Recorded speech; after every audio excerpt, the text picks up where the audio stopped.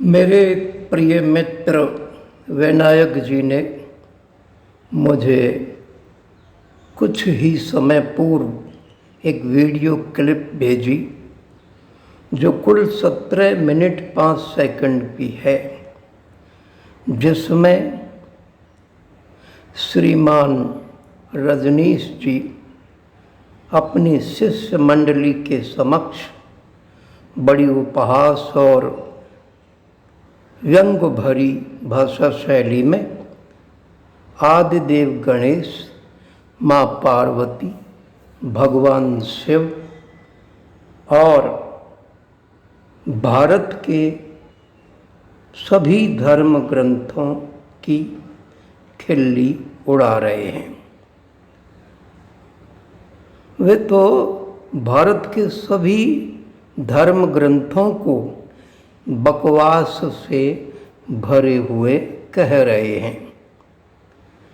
मुझे उनसे ऐसे नकारात्मक प्रदर्शन की आशा न थी। लोग उन्हें विद्वान, चिंतक, न जाने क्या क्या मानते हैं, लेकिन उन्हें सुनकर तो लगा कि अरे, विद्वान क्या ऐसे होते हैं? मुझे कहना पड़ रहा है, ज्ञान जब अभिमान से ग्रस्त हो जाए तो वह अज्ञान से भी अधिक घातक और विनाशक होता है। अरे, स्वाभिमान होना चाहिए, अभिमान नहीं। स्वाभिमान कहता है मैं सही हूँ, अभिमान कहता है मैं ही सही हूँ। वे ऐसा ही कह रहे हैं और कर रहे हैं। वे अपनी शिष्य मंडली के समक्ष अपने तथाकथित प्रवचनों में सनातन धर्म, संस्कृति, धर्म ग्रंथ, देव देवियों का अपनी वक्र वचन शैली में घोर उपहास कर रहे हैं। अपनी अत्यल्प सी शिष्य मंडली के समक्ष बहुल सनातनी समाज की आस्था को भग्न करने का वो प्रयास कर रहे हैं। वे जानते ही नहीं कि सनातन धर्म मात्रिक धर्म नहीं है। सनातन धर्म तो एक सद सोच महत विज्ञान है, जिसे हमारे ऋषियों मुनियों ने हजारों वर्ष पूर्व अपने तप से, अपने चिंतन मनन से विकसित किया है, जो आज भी हमारी जीवनचर्या को अपग्रेड करता है। इन्होंने सनातनी साहित्य की मात्र कुछ एक कहानियां भर सुनी हैं। उनमें छिपे गूढ़ वैज्ञानिक रहस्यों को तो जाना ही नहीं है। तभी तो वे अपनी छिछली मानसिकता का परिचय देते हुए उनकी खिल्ली उड़ा रहे हैं। साथ ही जो उनके समक्ष बैठकर हड़ हंसते हुए उनका साथ दे रहे हैं, वे भी उसी कोटि के मूढ़ जन हैं। मैं उनसे पूछूं, तुमने स्वयं ने अपने कितने ग्रंथों को जाना पहचाना है? उनका अध्ययन, मनन, चिंतन तो क्या कभी उन धर्म ग्रंथों को देखा भी है? सुना होगा अधिक से अधिक आधी अधूरी कहानियों को, वो भी सतही तौर पर। उनमें छिपे तार्किक वैज्ञानिक रहस्य तो तुम्हारे पल्ले पढ़ने ही नहीं, पढ़ भी नहीं सकते। उसके लिए अध्ययन की गहनता, चिंतन की मानसिकता चाहिए, साधना चाहिए, आराधना चाहिए। तुमने तो बस ठेका दे दिया कुछ लोगों को। अब वे जो कुछ तुम्हें बता दें, सिखा दें, तुम्हारे लिए तो वही ब्रह्म वाक्य है। वे महोदय अपनी जिस शिष्य मंडली का बखान कर रहे हैं, उनकी वही शिष्य मंडली एक बार सन 73-74 में अलवर के आरआर कॉलेज में कतिपय कामरेड प्राध्यापकों द्वारा आहूत की गई थी। और अपनी छिछली खोखली विचारधारा के कारण वैचारिक रूप से तो लगभग पिटकर ही गई। बहुसंख्यक छात्र दल की मानसिकता का उद्घोष करते हुए तत्कालीन छात्र धर्मवीर सिद्ध ने कहा, अब तक तो हम शांत थे, मगर आपका चिंतन सुन अशांत हो गए हैं।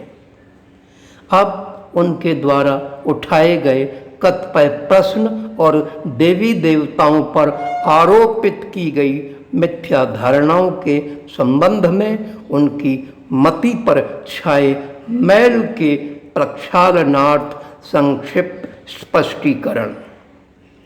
वह जिन देवी देवताओं माँ पार्वती जी की स्नान प्रक्रिया का अपनी इतनी मलिन मानसिकता का परिचय देते हुए वर्णन कर रहे हैं, पार्वती नहाती नहीं थी, वर्षों से नहाई नहीं थी, जो इतना मैल निकला कि पुतला बना लिया। अरे बंधु, माँ पार्वती जी की तो बात ही छोड़ो, वे तो फिर भी देवी हैं। अरे हमारी रानी महारानियों ही की स्नान प्रक्रिया देख लो। माना उनके पास लक्स रिया पियर्स नहीं थे, मगर स्नान इतने अंगरागों उबटनों से होता था जो वजन में पाव डेढ़ पाव तो हो ही जाते और उनसे पुतला बन सके। मैल का भी उन्होंने मात्र शाब्दिक ही अर्थ लिया है। वे नहीं जान सकते कि एक बार उनके तन पर अर्पित होकर उतरा हर पदार्थ अब मैल तुल्य त्याज्य मृत पदार्थ ही है। उन्होंने पुतला क्यों बनाया? वह इसलिए कि सभी शिवगण तो भगवान शिव ही की सेवा में संलग्न रहते थे।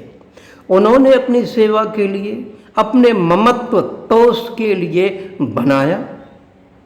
रही उस पुतले में प्राण प्रतिष्ठा की बात, वे तो स्वयं ही आद्या शक्ति हैं। पंच तत्वों में प्राण प्रतिष्ठा करने में तो वे स्वयं समर्थ हैं। यही उन्होंने किया भी। आगे और छिछली मानसिकता का प्रदर्शन देखिए। पति पत्नी के परस्पर अविश्वास की एक मनगढ़ंत कहानी कहकर देवी माँ पार्वती और भगवान शिव पर ही आरोपण। अरे महोदय, वे तो सर्वशक्तिमान सर्वज्ञ थे, पर तुम्हें कहाँ समझ आए कि वे तो अपनी ममता कर्मनिष्ठता का परिचय ले दे रहे थे। माँ पार्वती ने भगवान को अपना कला कौशल दिखलाया तो भगवान शिव उसका पूर्ण परीक्षण कर उनकी संरचना को और दृढ़ रूप देना चाहते थे, सिरमौर बनाना चाहते थे। यही तो उस पुतले के साथ युद्ध के प्रसंग में उन्होंने किया। साथ ही अपने गणों के अहम को भी चूर किया। उनको अपनी अपराजिता क्षमता पर अभिमान हो चला था। वे उस भावी गणेश से पराजित हुए। भावी गणेश को भी अपने गुर्जन के बड़प्पन को स्वीकार करना, विषम परिस्थितियों में बुद्धि बल कौशल का उपयोग करना सिखलाया। भविष्य में वे विद्या बुद्धि बल कौशल के सर्वोच्च देव बने भी, गणईश बने, गणनायक बने। माँ पार्वती का रुदन तो मातृ वत्सल प्रेम का प्रमाण है। मंद बुद्धियों पत्नी का मान नहीं, अभिमान नहीं। वही मस्तक क्यों न लगा दिया, किसी और का वध क्यों किया? भगवान ने स्वयं अपने लिए भी अपनी शक्ति को सीमाबद्ध किया हुआ था कि कहीं उनकी अपनी शक्ति ही कहीं स्वेच्छाचारिणी न बन जाए। उनके त्रिशूल से कोई एक बार कटने पर पुनः जोड़ा नहीं जा सकता। इसीलिए अन्य मस्तक की खोज की गई, ऐसे शिशु की खोज की गई जिसे जन्म देकर उसकी माँ उससे विमुख हो सो रही हो।